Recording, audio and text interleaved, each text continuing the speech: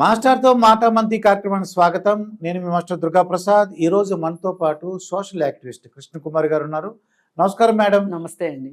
Madam, మహారాష్ట్రలో ఒక school 3వ తరగతి చదువుతున్నారండి. వాళ్ళు 2 పిల్లలు టాయిలెట్కి వెళ్ళారండి. అక్కడ ఒక స్వీపర్ 3వ తరగతి కాదండి, ఆ, నర్సరీ ఆ, పిల్లలు. ఆ, నర్సరీ పిల్లలు. అయితే అదే 3 ఏళ్ల పిల్లలు అనమాట. నాకు అర్థమైంది 3 ఏళ్ల పిల్లలు. వీళ్ళు ఏం చేశారంటే అండి, టాయిలెట్కి వెళ్తే ఈ స్వీపరు వాళ్ళు ప్రైవేట్ పార్టీలు పట్టుకుని ఏదో చేశారని ఒక పాప చెప్పేసింది. ఒక అమ్మాయి స్కూల్కి వెళ్ళాలని పేచి పెట్టిందండి. అసలు ఏంటండి ఇవన్నీ? అసలు అంటే ఏంటి అరాచకాలకు కారణం ఏంటి? ఒక వయసు, ఒక ఏజ్ అలాంటివి ఎందుకు ఉండలేదని నాకు చాలా డౌట్గా ఉంది మేడం. ఇది ఇప్పుడు మనుషుల మనస్తత్వాల్లో ఉన్న మార్పులు రావాలి. ఒకటి, మనుషుల మనస్తత్వాల్లో మార్పు రానప్పుడు జాగ్రత్తలన్నా తీసుకోవాలి. ఇటు మనుషుల ప్రవర్తనలోనూ మనస్తత్వాల్లోనూ మార్పులు రాలేదు, ఇటు జాగ్రత్తలు తీసుకోవట్లేదు. ఇప్పుడు ఇలా మనస్తత్వాలు మారని మనుషుల దగ్గర ఇట్లాంటి వికృత చేష్టలు చేసే వాళ్ళకి ఇప్పుడు మనం రక్షణ చర్యలు తీసుకోకపోతే మనమే ఆహారాన్ని అందించినట్టు అవుతుంది. పులి నోటి దాకా తీసుకెళ్లి మనమే ఆహారం పెట్టినట్టు అవుతుంది. ఇప్పుడు ఈ తాజా సంఘటన చూసుకుంటే దేశంలో ఏ మూల జరిగినా మన ప్రాంతంలోనూ జరిగిన ఆనవాళ్ళు మనకు కనిపిస్తున్నాయి. ఇప్పుడు చూడండి, బదిరుల హాస్టల్ ఉంది మలకపేటలో. ఆ హాస్టల్లో 11 ఏళ్ల పాప. ఆ పాప అంటే బ్లైండ్. ఆ పాపని స్కావెంజర్ అంటే బాత్రూమ్లు గడిగే అతను, ఇప్పుడు స్వీపర్ అన్నట్లే అతను 3 సార్లు అత్యాచారానికి పాల్పడితే ఆ పాపకు బ్లీడింగ్ అవుతుందని చెప్పి టీచర్ ఏం చేసింది అంటే వార్డెను వాళ్ళ అమ్మ నాన్నకు ఫోన్ చేసి మీ అమ్మాయి మెచ్యూర్ అయింది తీసుకెళ్ళండి అని ఫోన్ చేసింది. ఈ అమ్మాయి కన్నా పెద్ద అమ్మాయి ఉంది వాళ్ళకి, ఆ అమ్మాయి మెచ్యూర్ కాలేదు. ఈ అమ్మాయి మెచ్యూర్ అవ్వడం ఏంటి అనుకున్నారు. సరే వార్డెన్ అమ్మ చెప్తుంది కదా అని వచ్చారు, ఇంటికి తీసుకెళ్ళిన తర్వాత కూడా పాప చాలా చాలా ఇబ్బంది పడుతుంది. జ్వరం వచ్చింది పాపకి, ఏం జరిగింది అర్థం కావట్లే వాళ్ళకి. సర్లే డాక్టర్ దగ్గరికి తీసుకెళ్లారు, లేడీ డాక్టర్ దగ్గరికి తీసుకెళ్తే లేడీ డాక్టర్ చెప్పింది, ఇప్పుడు నేను చెప్పే మాట విని మీరు భయపడకండి, అవసరమైతే పోలీస్ కేసు కూడా పెట్టాల్సిన అవసరం వస్తుంది అని, ఈ పాప మీద లైంగిక దాడి జరిగింది అని చెప్పింది ఆవిడ. అప్పుడు వీళ్ళకి అర్థమైంది. అప్పుడు మళ్ళీ వార్డెన్కి ఫోన్ చేసి చెప్పారు, చిచి అట్లాంటిది ఏం లేదు, మా స్కూల్లో అట్లా జరగదు అది ఇదని. చాలా బొంకింది. అయిపోయాక ఈ తల్లిదండ్రులు వచ్చి పోలీస్ స్టేషన్లో కేసు పెట్టారు. పోలీసులు పట్టించుకోకపోతే ఆ డాక్టర్ ఎవరైతే ఉందో ఆవిడ పోలీసులకు ఫోన్ చేసి, ఇది మెడికో లీగల్ కేసు అవుతుంది, నేను ఈ పాపను పరీక్షలకు హైదరాబాద్ పంపిస్తున్నాను, మీరు ఇప్పుడు కానీ కేసు రిజిస్టర్ చేసుకోలేదనుకోండి చాలా తీవ్ర పరిణామాలు ఉంటాయి, యాక్షన్ తీసుకోకపోతే అని ఆవిడ చెప్తే కానీ పోలీసులు ముందుకు కదల్లా. ఆ డాక్టర్ ఇనిషియేట్ చేస్తేనే ఈ కేసు అంతా ఇలా బయటకు వచ్చింది. దాని మీద మాట్లాడితే తీరా అక్కడికి వెళ్ళి చూస్తే పిల్లలు స్కూల్కి వెళ్ళిపోయాక బాత్రూమ్లు గడగాలి, కానీ అతను పొద్దున్నుంచి సాయంత్రం దాకా స్కూల్లోనే ఉంటాడంట, ఏది హాస్టల్లోనే ఉంటాడంట. ఏం పని అతనికి? ఇప్పుడు ఈ పాప విషయం బయటకు వచ్చింది, బయటికి రానివి ఎన్ని ఉన్నాయి? అసలు ఆడపిల్లల హాస్టల్లో మగవాళ్ళు ఎందుకు పని వాళ్ళు ఉండాలి? ఇది కదా అసలు మొదటి విషయం. యాజమాన్యం ఏంటి, ఏం చేస్తుంది? గవర్నమెంట్, ఇది government hostel. Social welfare department కానీ, women and child welfare department కానీ, లేకపోతే డిజేబిలిటీకి సంబంధించిన మినిస్ట్రీ కానీ ఇట్లాంటి వాళ్ళు చూసుకోవాలి. వాళ్ళ కింద అంటే మినిస్టర్ వచ్చి చూస్తారని కాదు అర్థం, వాళ్ళ కింద ఉంటుంది. ఈ కింద వాళ్ళు సరిగా పనిచేయకపోతే, పోలీసులు కూడా సరిగా పట్టించుకోకపోతే, ఇప్పుడు ఆ తల్లిదండ్రులు ఏ పరిస్థితుల్లో ఉంటారండి? 10 సార్లు హైదరాబాద్ రావాలంటేనే డబ్బులు ఉండవు వాళ్ళకి. ఇప్పుడు ఆ పాప పరిస్థితి ఏంటి అంటే 164 స్టేట్మెంట్ రికార్డ్ చేయడానికి పోలీస్ స్టేషన్కి రమ్మంటే నేను రానంటుంది. ఎక్కడికి రమ్మన్నా నేను రానంటుంది. మరి అతను ఏం చెప్పాడో ఆ అమ్మాయికి తెలియదు, కానీ ఆ అమ్మాయి నేను పోలీసుల దగ్గరికి రాను, పోలీస్ స్టేషన్స్కి రాను, కోర్టులకి రాను, నేను ఎక్కడికి రాను అంటుంది. ఇప్పుడు వీళ్ళని మీరు ఇంటికి వచ్చి స్టేట్మెంట్ రికార్డ్ చేయండి అని అంటే వీళ్ళు మేము ఇంటికి ఎందుకు వెళ్తాం, ఆ అమ్మాయి రావాలని కూర్చున్నారు. అప్పుడు మళ్ళీ జేఏసీలో వసుధ గారు అని చెప్పి లాయరు ఆవిడ ఇంటికి వెళ్ళి స్టేట్మెంట్ రికార్డ్ చేయాల్సిందే అనే ఒక కోర్టు ఆర్డర్ తీసుకొస్తే గానీ స్టేట్మెంట్ తీసుకుంటానికి రెడీ కాల. అంటే చూడండి, ఇప్పుడు ఈ సంఘటనకి మహారాష్ట్రలో జరిగిన దానికి ఏమన్నా తేడా ఉందా? రెండు ఒకలాగా ఉన్నాయి. రెండు ఒకలానే ఉన్నాయి. అసలు స్వీపర్కి ఏం అసలు లేడీస్ ని పెట్టాల్సిన దగ్గర జెంట్స్ ని ఎందుకు పెడుతున్నారు? పైగా చిన్న పిల్లలు పాపం వాళ్ళకి తెలియదండి, వాళ్ళకి ఏం తెలుసండి పాపం. వాళ్ళకి కనీసం నొప్పి వచ్చింది కాబట్టి ఇంట్లో వాళ్ళకి చెప్పారు, కానీ ఈ నొప్పి రాకపోతే కూడా ఇది చాలా మామూలు అనుకుంటారు వాళ్ళు. ఇది నేను అనేది ఏంటంటే దుర్మార్గుల్ని ఏరివేయడం అంత ఈజీ కాదు. లేదు, కొంతమంది ఏమడుగుతున్నారు ఇప్పుడు, చాలా ఆవేదనతో ఆందోళన చేస్తున్నారు. ఆందోళనకారులు ఏం మాట్లాడుతున్నారు, ఉరిదీయాలి అంటున్నారు. ఇతను ఉరిదీస్తాం, మళ్ళీ రేపు ఇదే హాస్టల్లో ఇలాంటి పరిస్థితుల్లో ఇంకొక అతను వచ్చి చేస్తాడు. ఈ హాస్టల్ కాకపోతే ఇంకో హాస్టల్లో చేస్తాడు. అతన్ని ఉరిదీస్తామా? అంటే మూల కారణం తెలుసుకోవాలండి. అది ఇప్పుడు ఈ స్కూల్లో ఇలా జరగటానికి మగవాళ్ళని పెట్టారు. అక్కడ చూస్తే చిన్నపిల్లలు, ఇక్కడ చూస్తే కళ్ళు లేని అమ్మాయి. మేము ఆ హాస్టల్కి వెళ్ళి చూస్తే ఎంత దారుణంగా ఉందంటే ఆ హాస్టల్, అసలు కనీసం వీళ్ళకి హృదయం లేదా అనిపించిందండి. ఇప్పుడు వాళ్ళు అసలే కళ్ళు లేని పిల్లలు. అయితే వాళ్ళకి బంకర్ బెడ్స్ ఇచ్చారు. బంకర్ బెడ్ ఎట్లా ఎక్కుతారండి వాళ్ళు అసలు? పైగా టేబుల్స్ అవన్నీ షార్ప్ ఎడ్జెస్ ఉన్న టేబుల్స్ ఇచ్చారు డైనింగ్ టేబుల్ దగ్గర. ఇట్లాంటి వాళ్ళకి ఏం చేయాలి? రౌండ్ టేబుల్స్ ఇవ్వాలి. అంటే ఏం లేదండి, ఏం చేసినా తూతూ మంత్రంగా చేయటం. ఇక అనాథాశ్రమాలన్నా లేకపోతే గవర్నమెంట్ హాస్టల్స్ అన్నా మరీ దారుణంగా అయిపోతున్నాయి. సరే, ఇప్పుడు ఈ మహారాష్ట్ర స్కూలు, ఇది ప్రైవేట్ స్కూలో లేదా గవర్నమెంట్ స్కూల్లో ఏదన్నా కానివ్వండి, స్కూల్ అన్న తర్వాత ఆడపిల్లలు వస్తారు, మగపిల్లలు వస్తారు. మరి ఇట్లాంటి చోట ఆడపిల్లలు బాత్రూమ్లు విడిగానే ఉంటాయి కదా, ఆ బాత్రూమ్లు క్లీన్ చేయడానికి ఆడవాళ్ళని పెట్టడానికి వాళ్ళకి వచ్చిన బాధ ఏంటి? అసలు ఎందుకు మగతన్ని పెట్టారు? ఇప్పుడు అలాంటి పనులకి వచ్చే మగవాళ్ళు కూడా ఇలాంటి అవకాశం కోసమే వచ్చి పనిలో చేరతారు. పనిలో చేరాక ఈ ఆలోచన రావటం కాదు, ఈ ఆలోచన ఉంటేనే ఇలాంటి పనుల్లోకి వచ్చి చేరతారు. ఇలా ఏది ఏమైనా ఇప్పుడు కలకత్తా ఘటన చూసాం మనం. అక్కడ కూడా భద్రతా వైఫల్యమే, వేరే ఏమీ లేదు. అక్కడ అసలు 3rd ఫ్లోర్కి ఒక సివిల్ వాలంటీర్ అంట. అసలు వాలంటీర్లు పెట్టుకోవాల్సిన కర్మ ఏంటి? 10 మంది పోలీసులు మీకు జీతాలు ఇచ్చి పెట్టుకోలేరా? అక్కడ ఉన్నది అవుట్ పోస్ట్ ఉంది, పోలీస్ అవుట్ పోస్ట్ ఉంది. హాస్పిటల్ లోపల భద్రత కోసం మీరు సెక్యూరిటీ గార్డులు పెట్టుకున్నారు. సెక్యూరిటీ గార్డుకి జీతాలు ఇవ్వలేరా? అసలు సివిల్ వాలంటీర్ రావాల్సిన అవసరం ఏమొచ్చింది?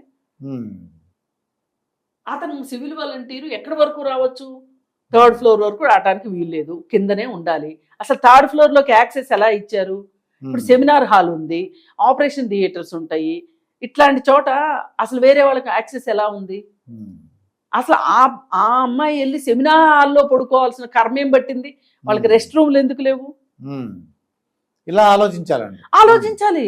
ప్రతి చోట ఒక ప్రమాదం జరుగుతుందేమో అనే ఒక జాగ్రత్తలు పాటించాల్సిన అవసరంలో ఇవాళ సమాజం ఉంది. అది మర్చిపోతున్నారు. వీళ్ళు కన్వీనియంట్ గా మర్చిపోతున్నారు. డబ్బులు ఖర్చు అవుతాయేనో, లేకపోతే జరిగితే జరగని, మన అమ్మాయికి కాదు కదా, మన చెల్లెలకు కాదు కదా జరిగేది, మన భార్యకి కాదు కదా, ఎవరికో జరిగేది జరగని అన్నట్లు. ఇప్పుడు ఒక MBBS అయిపోయి MD చదువుతున్న అమ్మాయి, ఒక డాక్టరు, పొటెన్షియల్ డాక్టరు ఈ సమాజానికి దూరం అయితే నష్టపోయేది ఎవరండి? ఇప్పుడు ఆ తల్లిదండ్రులు కడుపు కోత, అది కాదనేది కాదు, అది కాస్త పక్కన పెడితే ఆమె జీవిత కాలంలో ఆమె కనీసం 1,00,000 మంది పేషెంట్లను చూసేదిగా.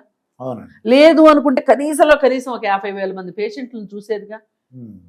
సమాజం నష్టపోయింది. ఇది అర్థం కావట్లే జనాలకి. అంటే ఇలా సేవ చేయని వాళ్ళు చచ్చిపోవచ్చా అని కాదు నా ఉద్దేశం. ఇప్పుడు డాక్టర్ చచ్చిపోయింది కాబట్టి నేను చెప్తున్నా, ఒక సమాజానికి అవసరమైన వ్యక్తుల్ని మనం ఈ విధంగా ఇంత చిన్న అజాగ్రత్తల వల్ల మనం కోల్పోవడం అనేది దురదృష్టం అసలు. అంటే వీళ్ళకి చిత్తశుద్ధి లేదు. మమతా బెనర్జీకి కూడా చిత్తశుద్ధి లేదు. ఆవిడే హోమ్ మినిస్టరు, ఆవిడే ఆరోగ్య శాఖ మంత్రి, ఆవిడ ఆధ్వర్యంలో ఈ హాస్పిటల్స్ నడుస్తున్నాయి. వీళ్ళకి ఏది చేస్తారు? గవర్నమెంట్ హాస్పిటల్స్ కానీ గవర్నమెంట్ స్కూల్స్ కానీ బడ్జెట్ పెట్టాలి అంటే వీళ్ళకి ఇష్టమైతేనేమో 9 కోట్ల సమోసాలు తింటారు, 20 కోట్ల సమోసాలు తింటారు, ఎగ్ పఫ్ఫులు తింటారు తినేవాళ్ళు. కానీ గవర్నమెంట్ స్కూల్స్ ఖర్చు పెట్టాలి అంటే ఖర్చు పెట్టరు. వీళ్ళ ఇంట్లో సొమ్ములు తీసుకొచ్చి పెడుతున్నారా? ప్రభుత్వం డబ్బులే కదండి. ప్రభుత్వం డబ్బులు అంటే ఇండైరెక్ట్ గా ప్రజల డబ్బే. ప్రజల డబ్బుని ప్రజల దగ్గరికి చేర్చడానికి వీళ్ళకి కష్టమైపోతుంది. ఉమ్, ఈ 3 సంఘటనల్ని మనం చూసుకుంటే గనక, ఇంతకుముందు భువనగిరిలో కూడా బాలికల హాస్టల్లో, ఎస్సీ హాస్టల్లో ఇట్లాగే 2 అమ్మాయిలు ఉరేసుకుని చనిపోయారని చెప్పారు. ఉమ్, కానీ అక్కడ లైంగిక వేధింపులు జరిగినాయి, అవి ఎక్కడ బయటకు వస్తాయోనని చెప్పి వాళ్ళిద్దరిని వాళ్ళు ఉరేసి, ఉమ్, అక్కడ ఎవరో ఆటో డ్రైవరు, ఉమ్, అసలు ఆటో డ్రైవర్కి ఆడపిల్లల హాస్టల్లోకి పైకి వచ్చేకి ఏం పని అండి? ఉమ్, వాడు పొద్దున్న 6 నుంచి రాత్రి 10 దాకా హాస్టల్లోనే పడి ఏడుస్తాడంట. ఉమ్, అదేమంటే వార్డెనమ్మ గ్రీన్ సిగ్నల్ ఇచ్చేసింది, నీ మొత్తం పెత్తనం నీదే అని. అది ఫ్రీగా పనిచేస్తున్నట్టుగా అనిపించుంటుంది వాళ్ళకి. కానీ ఏదన్నా కానివ్వండి, ఆమెకు అతను ఫ్రీగా పనిచేయొచ్చు, కానీ నాకు వీడు ఫ్రీగా ఎందుకు పనిచేస్తున్నాడు, వీడికి ఏ లాభం లేకుండా అని ఆలోచించాలా అక్కర్లేదా? అవునండి. ఆ వార్డెన్ మీద ఇంతవరకు ఏం చర్యలు తీసుకున్నారో తెలియదు. ఆ పిల్లలకి ఇంతవరకు న్యాయం జరగలేదు. ఉమ్, పైగా అన్నిటికన్నా బాధాకరమైన విషయం, ప్రైమ్ ఆఫ్ ఎఫెన్సీని మాయం చేస్తారండి వీళ్ళు, కేసులు సాల్వ్ కాకుండా. ఇప్పుడు కలకత్తా కేసులో కూడా అలాగే జరిగింది. ఉమ్, 3 గంటల పాటు తల్లిదండ్రులకు ఆ అమ్మాయిని చూపించలేదు, ఉమ్, తెల్లారి రాత్రి వరకు 11 వరకు ఎఫ్ఐఆర్ చేయలేదు అంటే, ఎఫ్ఐఆర్లో అన్ని ఉన్నది ఉన్నట్టు, చూసినట్లు, విన్నది విన్నట్లు ఎఫ్ఐఆర్లో రాయాలి.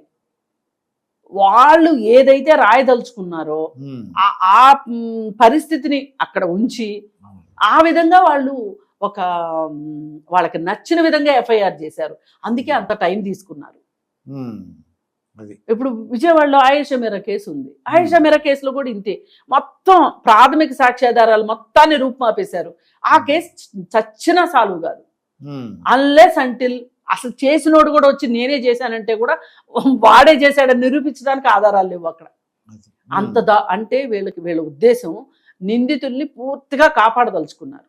ఉమ్, కాపాడదలుచుకున్నప్పుడే ఇట్లాంటివి జరుగుతాయి. అదే. లేకపోతే ఎలా ఉంటే అలా ఉంచుతారండి. ఉమ్, ఏమవుతుంది? వస్తారు పోలీసులు, చూసుకుంటారు, ఉమ్, చేసేస్తారు.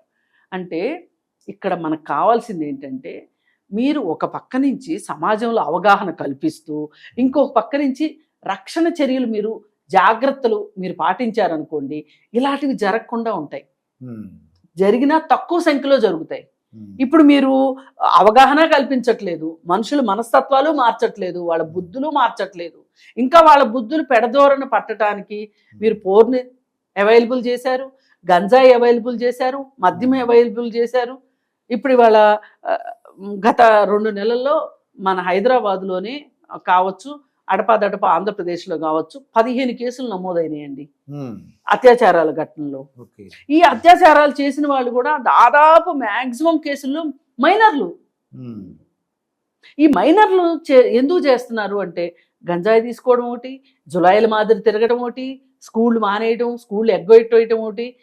ఉమ్, 12 ఏళ్ల నుంచే వీళ్ళు గంజాయి తీసుకోవడము, 12 ఏళ్ల నుంచే మద్యపానానికి అలవాటు పట్టము, ఉమ్, ఈ స్మార్ట్ ఫోన్లు చూడటము, దానిలో పోర్ను చూడటము. ఉమ్, వాళ్ళు అదే కన్ఫెస్ చేస్తున్నారు, మేము పోర్ను చూసాము అని. ఉమ్, ఇప్పుడు ఈ కలకత్తా వాడు కూడా ఫోన్ నిండా కూడా పోర్నే ఉందంట. ఓకే. ఉమ్, సాక్షాత్తు ఒక తండ్రి పోర్ను చూస్తూ కూతురు మీద అత్యాచారం చేశాడు. ఉమ్, ఇట్లుంది కదా.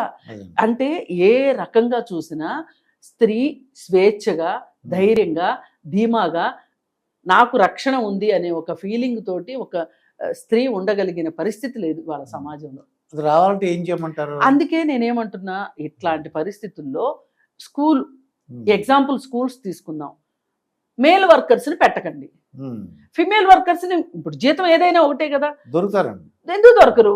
ఫిమేల్ వర్కర్స్ని పెట్టండి. అప్పుడు మీరు ఒక జాగ్రత్త తీసుకున్నట్లు.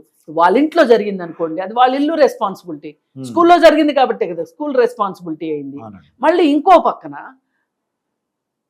ఎవరినైనా సరే సెక్యూరిటీ గార్డ్స్ ఇట్లాంటి చోట్ల ఉద్యోగాలకు తీసుకునేటప్పుడు మనం ఏం చూస్తాము, దేహదారుడి పరీక్షలు చేస్తాం. కాదు, అసలు వీళ్ళు మానసికంగా ఎలా ఉన్నారు కూడా అది కావాలి. అది కావాలి. సైకలాజికల్ అంటే సైకాలజిస్టులు నువ్వు ఈ మార్పులు చేసుకుంటేనే నువ్వు ఈ ఉద్యోగానికి ఎలిజిబుల్ అని, ఏదైనా తేడాలు ఉంటే నువ్వు ఈ మార్పులు చేసుకుంటేనే నువ్వు ఈ ఉద్యోగానికి ఎలిజిబుల్ అని చెప్పాలి. అవునండి. ఆ మెంటల్ ఫిట్నెస్ కూడా ఉండాలండి. ఫిజికల్ ఫిట్నెస్ కాదు, ఫిజికల్ ఫిట్నెస్ ఉండి మెంటల్ ఫిట్నెస్ లేకపోతే ఇలాగే చేస్తారు. సైకాలజిస్టులు అంటే వాళ్ళ సర్టిఫికేషన్ కూడా కావాలి. కావాలి. ఇప్పుడు ఒక ఆర్గనైజేషన్లో సైకాలజిస్టులు ఉన్నారనుకోండి, ఇలా ఉద్యోగం ఇచ్చిన వాళ్ళని సెలెక్ట్ చేసిన వాళ్ళని వాళ్ళు ఆ ఫిట్నెస్ కోసం చెప్పి చూశారనుకోండి, చూసినప్పుడు ఒకవేళ వీళ్ళు ఏదన్నా బ్రైబ్ తీసుకొని దొంగ సర్టిఫికెట్ ఇస్తే కూడా రేపు పొద్దున వాళ్ళ అవుట్ సైడ్ వాళ్ళ మీద మనకు పెత్తనం ఉండదు, ఇన్సైడ్ వాళ్ళతోనే మనం అసెస్మెంట్ చేయించుకున్నాం అనుకోండి, అవును, అప్పుడు వీళ్ళు కూడా అరే మన ఆఫీసు మనం సమాధానం చెప్పాల్సి వస్తుంది. కేవలం కాళ్ళు చేతులు మెదడు నోరు ఉన్నాయనే కాదు, ఆ 4 అడుగులు ఉన్నాడా 5 అడుగులు ఉన్నాడా, ఉండాల్సిన వెయిట్ ఉన్నాడా లేదా ఈ కాదు, ఆ 4 అడుగులు ఉన్నాడా 5 అడుగులు ఉన్నాడా, ఉండాల్సిన వెయిట్ ఉన్నాడా లేదా ఈ కాదు చూడాల్సింది, మానసికంగా కూడా సరిగ్గా ఉన్నాడా, వెల్ బీయింగ్ అవునా కాదా. WHO కూడా అదే చెప్తుంది, వెల్ బీయింగ్ చాలా ఇంపార్టెంట్ అని చెప్తుంది. మన వాళ్ళకి అసలు అదేమీ పట్టదు, అందుకే ఇన్ని దారుణాలు జరుగుతున్నాయి. ఇదండి కృష్ణకుమారి గారితో జరిగిన ఇంటర్వ్యూ. మరొక ఇంటర్వ్యూతో మీ ముందుంటాను. మీ మాస్టర్ దుర్గాప్రసాద్. నమస్కారం మేడం. నమస్కారం.